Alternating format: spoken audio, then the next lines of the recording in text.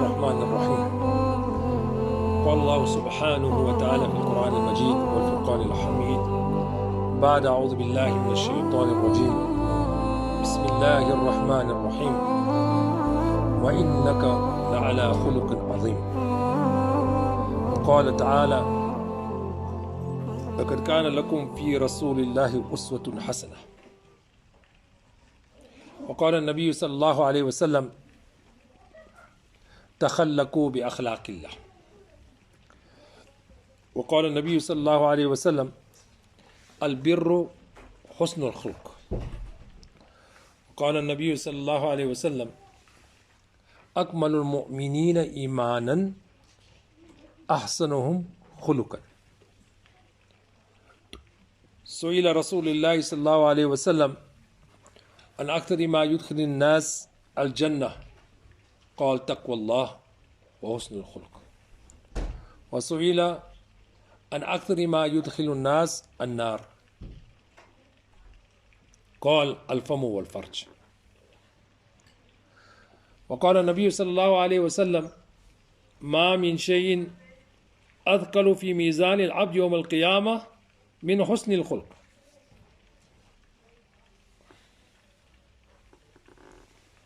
صدق الله العظيم وصدق رسوله النبي الكريم. The effort of tasawwuf, suluk, to tread this path is primarily to imbibe within ourselves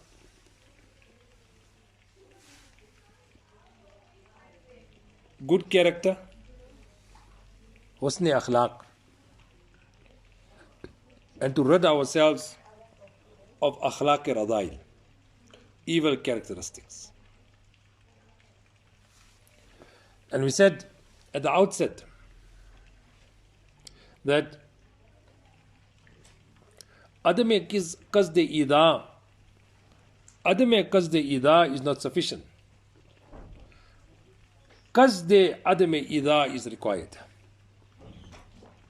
One is just not to have a thought about harming anybody. Inadvertently, you will harm. What is required is something more. To make the intention daily not to cause harm. Generally, when we get up, we don't have any thought of harming somebody. But you will see we probably will. Whether in whichever form of inconvenient way. Levels might differ. But if a person consciously makes niyat every day, that what is required of me is to make intention now. That means now you will be watchful, aware of every action of yours. That whether directly, indirectly, by intent, by error, I should not cause harm to somebody. So this is very, very important. How you go about the whole thing. The first thing we discussed, which is actually required before we embark on this journey of Allah, to become a true salik, a treader on this path to Allah, is tawbah. And tawbah, it starts with an-nadmu, to regret, to be remorseful. And they are primarily, when it's got to do with hukukullah, three aspects regarding the past, to have regret. One is regarding the present, that to resist and to desist and to refrain from the sin. And one is regarding the future, to make azam not to do the sin again. But it starts from there, to clean the slate. And it's got to do with hukukul ibad, to fulfill that person's rights to the best of one's ability. Then the second point to imbibe within us is khawf-e khuda. Because if we don't have khawf-e khuda, then we'll have jurat, we'll be brave in transgressing the limits of Allah subhanahu wa ta'ala.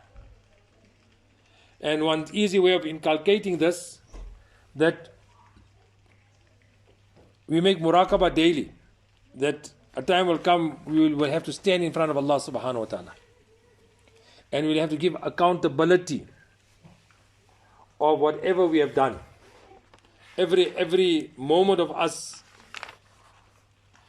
will be taken to account for. So that is the second thing to create within ourselves.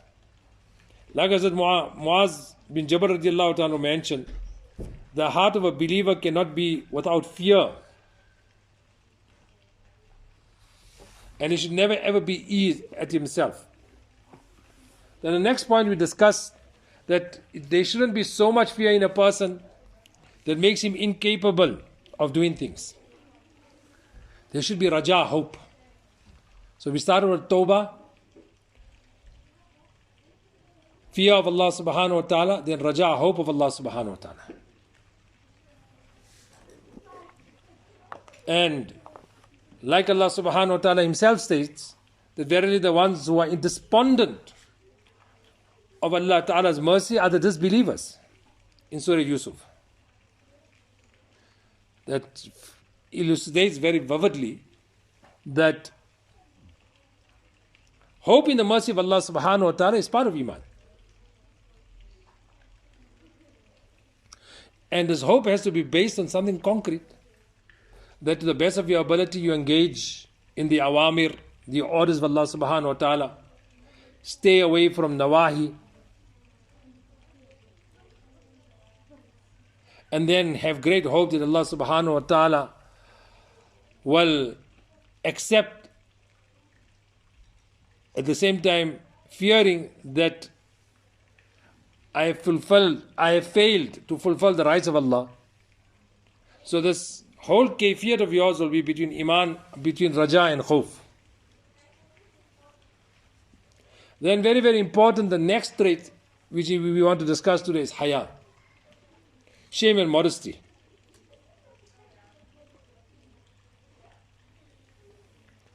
It's simple. Every day we practice it in our own way. We will not do something untoward in front of our friends.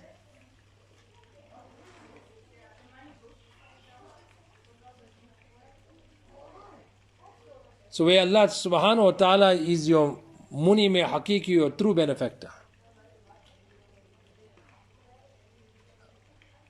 then if you fully acknowledge and understand who Allah is, then how can you transgress His limits and laws? So to create within us haya. So we'll say this is just a concept. How do we do it practically? So to create this quality of haya and modesty, one should take out time to make muhasabah and reflect. And this, unfortunately, we don't do. So how will this condition of haya comes? When you start first reflecting on the tremendous bounties of Allah upon you. The trillions of bounties every second. The movement of every organ of yours. The natural ability of taking a breath, inhaling, exhaling. Your heart pumping, the valves in the heart working in exact precision. The flowing of the blood. The organs. One organ, like for example, the lung has over 350, 360 functions. And we take all this for granted. The kidneys, if a person has issues with the kidneys, and then he has to go to dialysis, how his whole life changed overnight. What he wanted to do in his life, most of the time he's traveling to a place to be set next to a machine to purify his blood. This takes place every day. Our bloods get oxygenated. The heart pumps the blood. So many other ni'mats of Allah subhanahu wa ta'ala. So on one side, a person contemplates on the innumerable ni'mats of Allah subhanahu wa ta'ala. On the other side, he basically looks at his mannerism and attitude towards Allah. Then when he puts these two things together, a natural condition of haya will come. That how can I? How can I?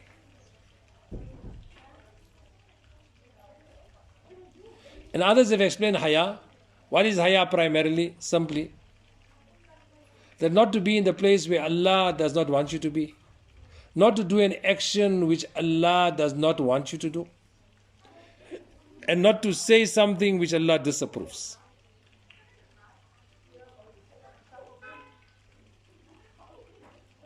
So then this condition of haya. And one easy way is to make muraqabah daily. Make muraqabah. So that is now, so we started with tawbah. Then khawf is required on this journey to Allah. Raja at the same time knows so much khawf that it dilapidates you and you can't move forward. Raja is the thing that will become the catalyst and the springboard towards Allah subhanahu wa ta'ala. But at the same time, having haya, the condition of haya will be such that this will come in a person when the person makes muraqabah. Now today, unfortunately, this we haven't got time for. And what you make muraqabah primarily of, one is Allah subhanahu wa ta'ala's ni'mas upon you, innumerable every second of your life. At the same time, unfortunately, your attitude towards the ahkamat of Allah subhanahu wa ta'ala, even if you fulfill it superfluously, what is our inner engagement and our inner condition? Then the next is absolutely important, shukr, gratitude. And this is primarily the crux of most things. And shukr both ways, in two directions. One is towards Allah, who is your mun'ima hakiki. And second is to fellow men. Nabi sallallahu alayhi wa sallam simply said, Man lam yashkurin nas, lam yashkurillah. The person that is not grateful to man cannot be grateful to Allah. Teaching us what? That means if a person has done good to you, and you can actually see the tangible benefit, then it is of insaniyat that you be thankful to him. And that now will eventually extend to Allah subhanahu wa ta'ala.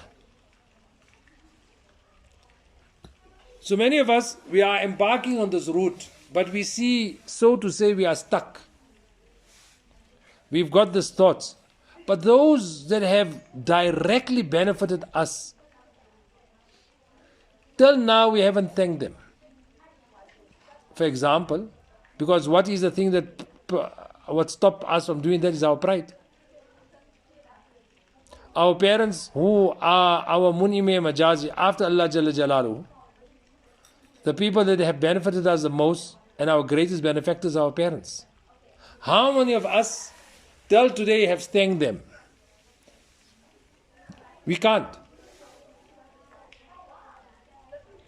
Man lam yashkurin nas, lam yashkurillah.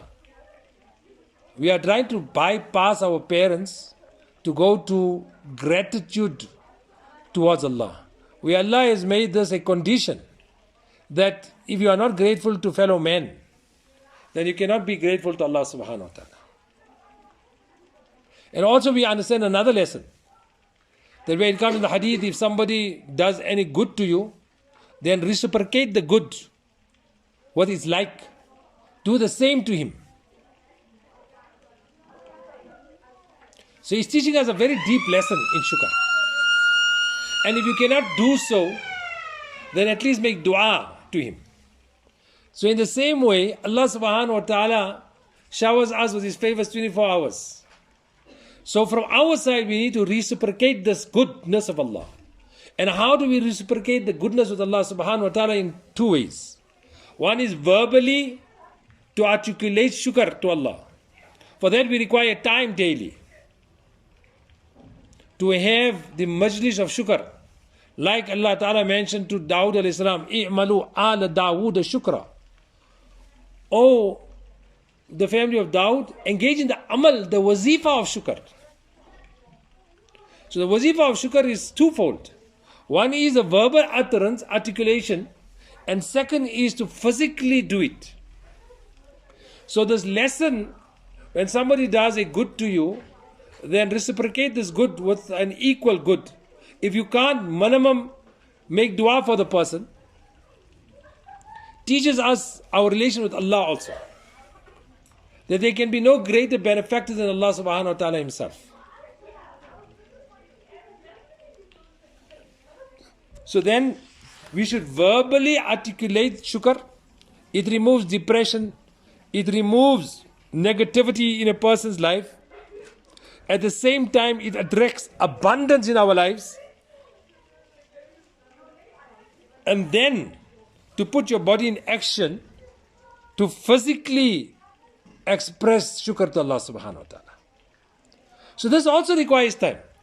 Like in haya, we need to contemplate Allah's tremendous bounties and our relation to those bounties. That will create a natural condition of haya within us. In the same way, with shukr. So, every day, it doesn't have to be very, very long. After Fajr, sit in the musalla. Don't get up from the musalla. And thank Allah dearly. First and foremost, to give you wujud, existence. Not only existence, but Allah made you from ashraful makhlukat, insan. And then without any request on our behalf, Allah subhanahu wa ta'ala has made us believers. Imagine the other side of the scale of the scenario if Allah didn't make us believers. We will be doomed for Jahannam forever and forever. Our life will have narrowness here also, despite the superfluous enjoyment and things that we can engage. But it will be bereft of peace, tranquility, which Allah has only kept in His hukam. Then Allah made us from the most of the choicest Anbiya alayhi salatu salam's ummatis. So one is wujud, one is insan. Allah gave us iman without any application. Allah subhanahu wa ta'ala has made us from the ummah of Nabi Karim sallallahu alayhi wa sallam. Allah has kept sustenance in His hands. What a bounty. To go to another human for every need of ours. And our needs are so immense. But Allah has kept it by Him. Allah has made satari, Allah has covered our faults. Those are the 6 basic shukrs. Then Allah has given us shariat. And every hukam of Allah subhanahu wa ta'ala is for our benefit. Everything that Allah has saved us from is for, it would have been our detriment. What a beautiful Quran Allah has given. Ahadith of Nabi Karim sallallahu alayhi wa sallam.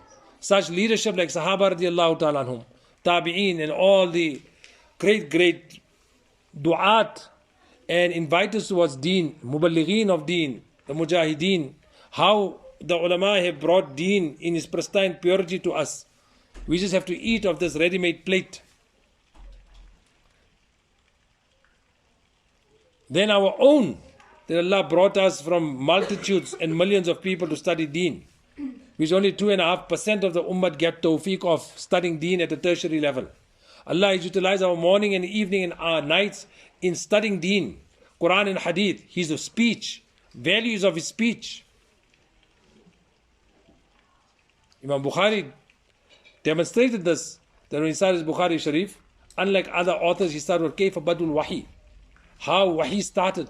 Because our actual value is our attachment to this true Wahi that has come. And conforming our lives according to the dictates and requirements of Allah subhanahu wa ta'ala. So shukr. Our parents shukr. A roof over our head shukr. The maids at home shukr. Our beautiful gardens and the amenities that Allah subhanahu wa ta'ala has given us. We are not sleeping in the streets. The clothing that we have. So if a person starts thinking, and then within himself, the functioning of the lungs, the functioning of the heart, the functioning of the mind, and the different organs, and being grateful. If you just have to start, it is such an enjoyable amal that you don't realize how much time will go and what die-hard attitude you'll have towards Allah, and Allah is so beneficial. and Allah has benefited me in so many ways. And if you truly contemplate at a deep level on the ni'mats of Allah subhanahu wa ta'ala, automatically you'll become a diehard towards Allah. When Allah is so kind, so compassionate, so loving, so giving, then how can I? So then automatically the second aspect of shukr will come. To conform your life according to what Allah wants. But because we do not, and we look at all the things that we are deprived of,